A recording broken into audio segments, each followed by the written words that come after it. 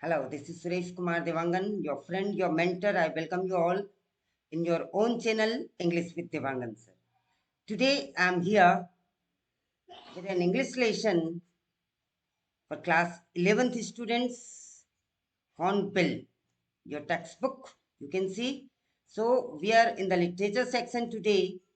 Let me remind you, children, the weightage for term 1 examination is for 15 marks, out of which 9 marks are there designated for Hornbill, all poems and lessons, and 6 marks are there for snapshot.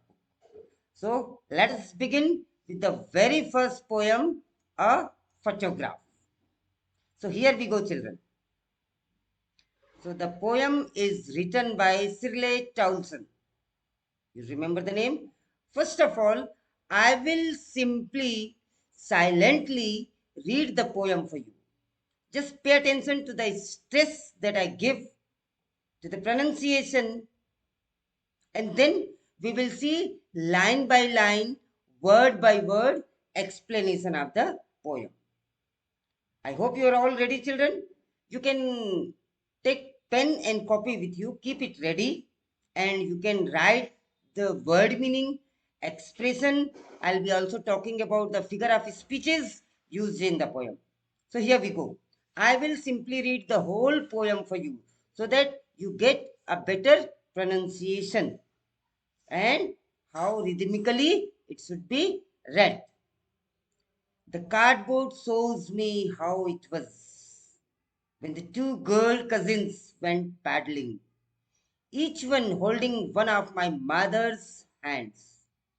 And see the big girl, some 12 years or so.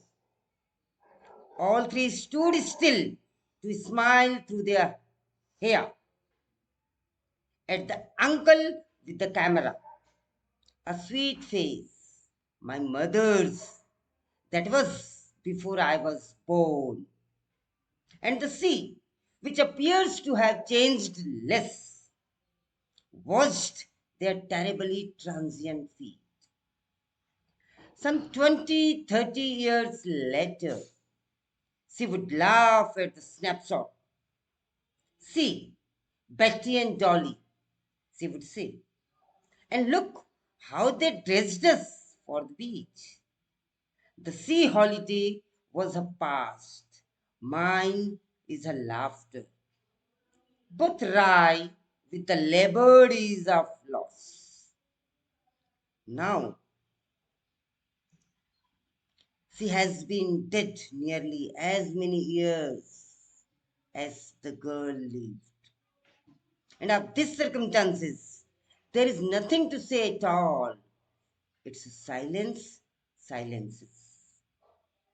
So, children, this is all about the poem. Now, infer the meaning of the following words from the poem. Let us see the meaning and explanation of the poem. We will look towards line by line. Each word I'll be explaining. If you have any doubt, you can write in the comment box. You can ask me. I will try to answer all your questions. Now, let us begin with line number 1 to 4. What expression is being used in line 1 to 4. I'll be telling you the meaning as well as the explanation of the poem. Now the cardboard shows me how it was cardboard. Here the photo frame. The frame into which you can see in the background there is a photo frame. Particularly I have kept it here so that I may explain you. This is a cardboard, you can see. A photo frame. So the cardboard shows me how it was. Now, the girl is the author and she is thinking about someone. When the two girls' cousins went paddling, each one holding one of my mother's hand. And see the big girl, some 12 years or so. My dear children, let me make it clear. She here refers to the poet's mother. She here refers to the poet's mother.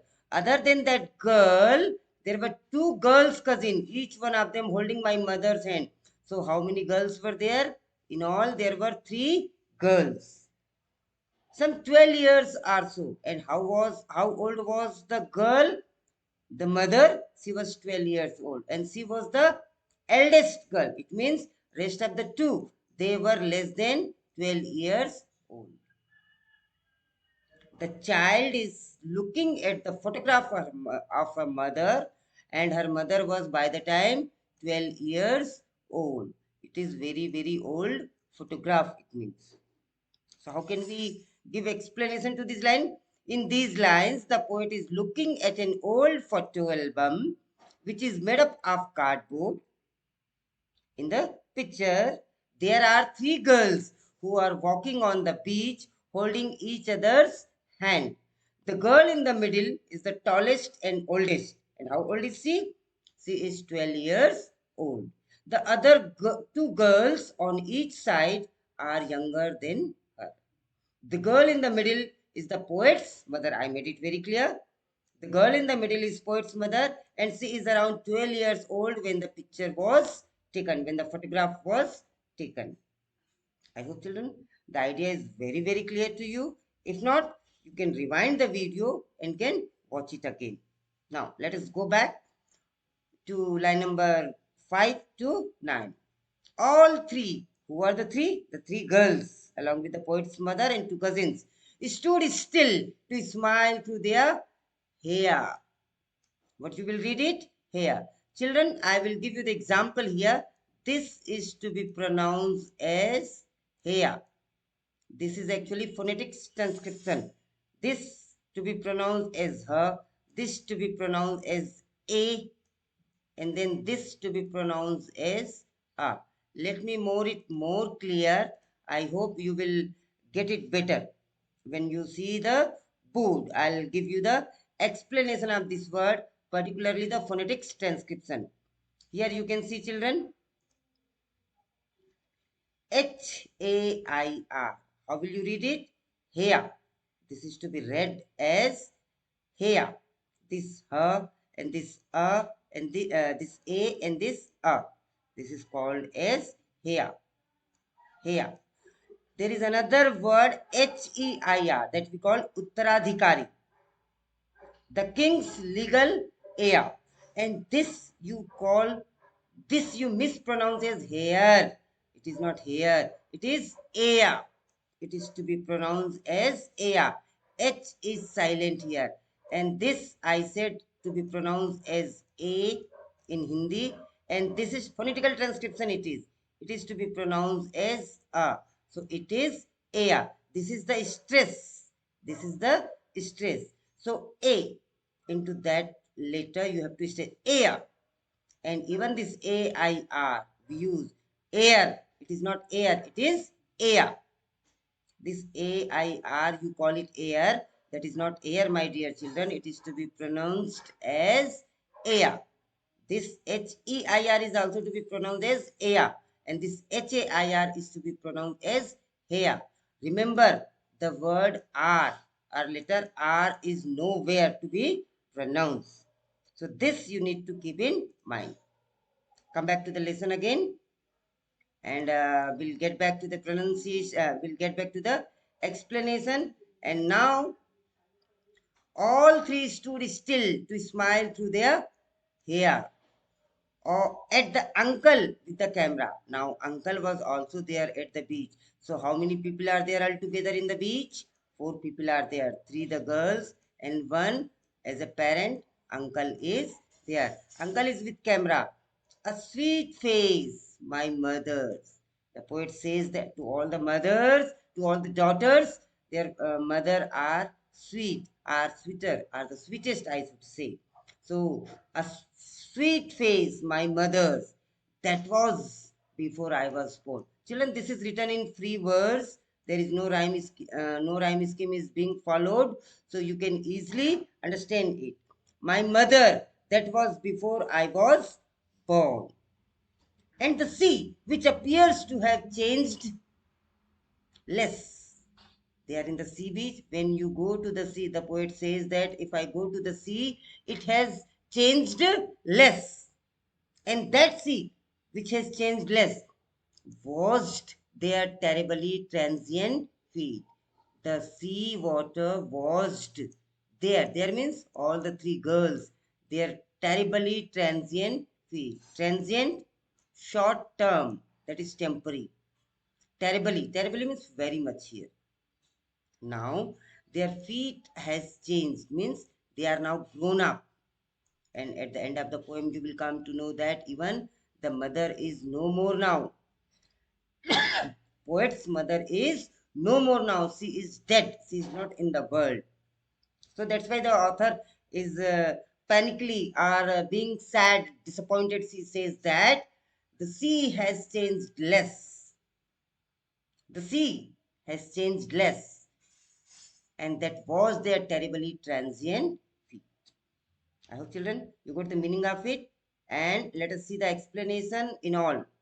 In the above lines, the poet describes how the photograph was taken. Her mother's uncle took the photograph and told them to stop and pose, to give a pose. You say, no, smile, cheese, likewise.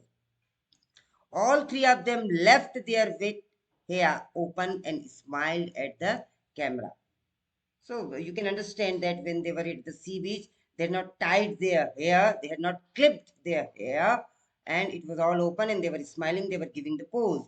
The poet's attention is drawn towards his mother's face, which is described as a sweet face. The photograph was taken long before the poet was born. The girl was only 12 years old. Poet's mother was only 12 years old. So the poet calls their feet terribly transient as they were so young by then. And now they had grown older. As I mentioned, they had grown older. Even the poet's mother is dead and both the cousins have grown older. So their feet were terribly transient, short-lived. And the sea has changed less. On the other hand, the sea which touched their feet has changed less. It is as it is. Now, let's go to line number 10 to 13. Some 20-30 years later, after the photograph was taken, after 20 to 30 years later, she would laugh at the snapshot. If my mother had been here, she would laugh at the snapshot. And what she would see? See Betty and Dolly. For the first time, you are introduced with the name of the two girl cousins. Who were they? They were Betty and Dolly. She would say, means my mother would say, and look how they dressed us for the beach. They here refer to the parent. How our parent dressed us for the beach, the sea holiday. For the beach, for the sea holiday, how they dressed us. Let us see the explanation. After 20-30 years later, she would laugh. See, the mother would laugh at the photograph. She would tell me to look at her two cousins, Betty and Dolly, and how their parents would dress all three of them up for the beach. They would have planned to take a photograph beforehand. Actually, they had already planned to take a photograph, and that is the reason they were dressed in such a fashion, such a manner. Now, line number 14 to 15, two lines are there. They are very important. That's why only two lines are being taken. You take the line from here. The sea holiday was her past. Whose past was sea holiday? Poet's mother. What was past for poet's mother? The sea holiday was past for her. And mine is her laughter. And what is past for me? Her laughter is a past for me because I cannot see her laughter anymore. Here we are introduced, here we come to know that the poet's mother is no more. Though I told you already in the beginning of the poem, but by the line when you read, you come to know here that she is no more. Both rye with the labored ease of loss. Rye means it is mocking. Both are laughing. Actually not laughing, laughing ironically. At the labored ease of loss. What does it mean? The poet recalls the sea holiday was her mother's favorite moment from the past. While the poet's favorite moment, यहाँ पे slash दीजिएगा. The poet's favorite moment from the past was her mother's laughter. Both the women would think about their past memories, which they cannot live again. Of course, they cannot live their past memories again. They tried their best to adjust. Here, adjust, what is that? Right. To adjust to what they lost, whatever they have lost. Now, the mother cannot think of the photograph, and the poet cannot think of the laughter. Only she can think and can adjust with the laughing only, because she cannot get back her mother. Now, children, the concluding line, अंतिम paragraph है, इसे इस तरीके से समझने का प्रयास कीजिएगा. Now she has been dead nearly as many years as the girl lived. वो लड़की जितने साल जी, आज उसे खत्म हुए उतने ही साल हो गए. It's a bit mathematical and reasoning. End of this circumstances, और इस परिस्थिति का, देयर इज नथिंग टू से एट ऑल, इस बारे में कुछ भी नहीं कहा जा सकता. It's silence silences, the silence of my mother silences me. What a beautiful line. The silence of my mother silences me. So this is all the poem, children. Here, silences means a complete absence of sound. To make someone silent means there is a complete absence of the sound. Children, lots of figure of speeches are used in this poem. You can see silence, silences. Letter S is being repeated. Repetition of letter is called as alliteration. Let me have a list for you that I have brought. Literary devices used in this particular poem: alliteration, a repetition of constant sound at the beginning of two or more consecutive words.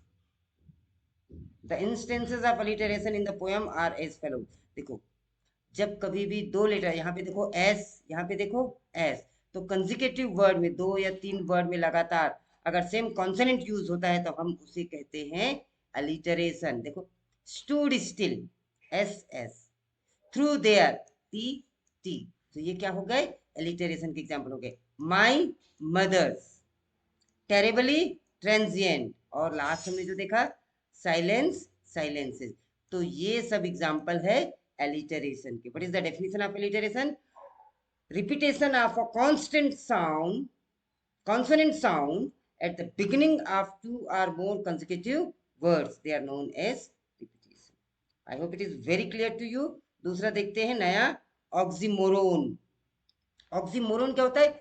A term which contradicts itself. जो एक दूसरे के opposite होते. बहुत अच्छे अच्छे example में देता हूं आपको. जैसे labored is, इज यानी होता है आराम से, तो आराम के लिए लेबर्ड, मेहनत करने की क्या जरूरत है?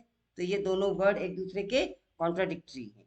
वैसे ही अगर मैं एग्जांपल देता हूँ, Sandeep is regularly irregular in my class. अब देखो, रेगुलरली इरेगुलर, नियमित रूप से वो इरेगुलर, रेगुलरली इरेगुलर, तो these words are contradicting itself.